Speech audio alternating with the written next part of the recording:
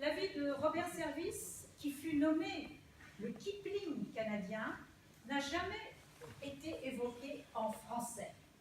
La barrière de la langue fut malheureusement l'unique coupable, et c'est pour cela qu'il est méconnu en France et même à Lons. Alors, je ne peux m'empêcher d'ajouter que j'enrage à chaque fois que les Français parlent de Jack London, alors que Jack London a sa cabine dans la même rue que Robert Service, à même pas 100 mètres, à Dawson City. À Dawson City, tu as pu le voir, hein, j'ai oublié de dire. Oui, merci beaucoup Marie pour cette brillante présentation, et merci aussi à vous tous d'être venus ce soir pour découvrir la vie fascinante de Robert Service.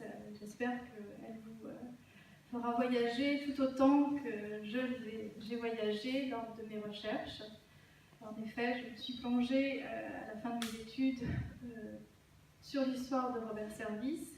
Depuis toute petite, j'avais entendu parler de lui, je n'avais pas conscience de la portée de son œuvre et de sa notoriété au Canada. Et donc du coup, j'ai commencé à faire un site internet, et de fil en aiguille, je suis tombée dans l'écriture. Je voulais en savoir plus, de recherche en recherche. J'ai écrit un roman biographique qui retrace la première partie de sa vie. Et je suis en train d'écrire la seconde. Et ce soir, je vais vous parler de l'ensemble de la vie de Robert William Service, et notamment de la vie à Lancieux quand il est arrivé en 1913. Et j'espère vous faire partager la vie de cet homme qui était un poète, bien sûr, mais un grand aventurier, un amoureux de la liberté et de la nature, des thèmes qui sont toujours d'actualité. J'espère que ceci vous a donné un aperçu de la vie de Robert Service, cet écrivain qui est méconnu en France, mais dont la vie est très enrichissante et un destin exceptionnel qui toujours, de nos jours, peut inspirer de nouvelles générations. Je vous remercie beaucoup.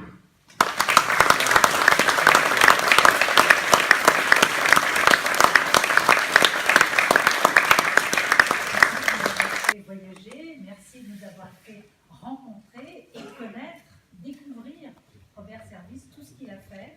Hein. Et c'est vrai qu'au Canada, quand on va se promener, je vois encore la pancarte à Whitehorse du camping Robert Service. C'est vrai, il y a un camping. Il y avait une statue là qui est à côté de l'Office de tourisme à Whitehorse. Enfin, il y a eu un timbre, vous l'avez. Oui, sur une image. Voilà, un de ses poèmes a été immortalisé sur un timbre émis par l'Office des Postes canadiennes en 1976. Beaucoup de commémorations, et Robert Service est toujours très populaire au Canada et une source toujours d'inspiration pour des lecteurs, et il a ses fans aussi en Écosse.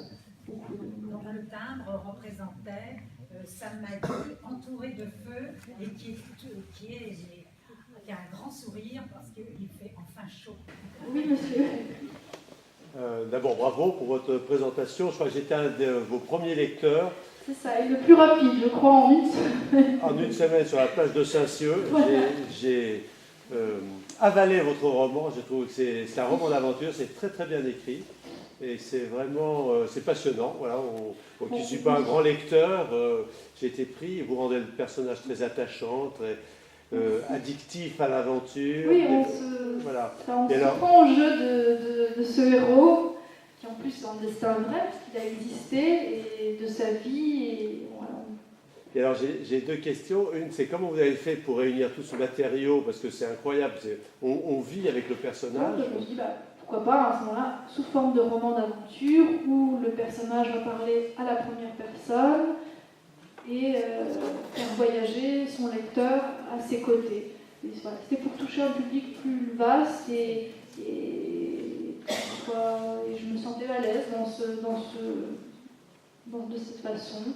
Peut-être parce que comme c'est mon arrière-grand-père, je sentais légitimement que je pouvais me mettre à sa place et écrire.